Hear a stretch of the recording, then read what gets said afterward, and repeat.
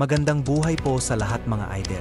Ang topic po natin ngayon ay tungkol sa selection of breeding materials at kung ano-ano ang dapat isaalang-alang sa seleksyon.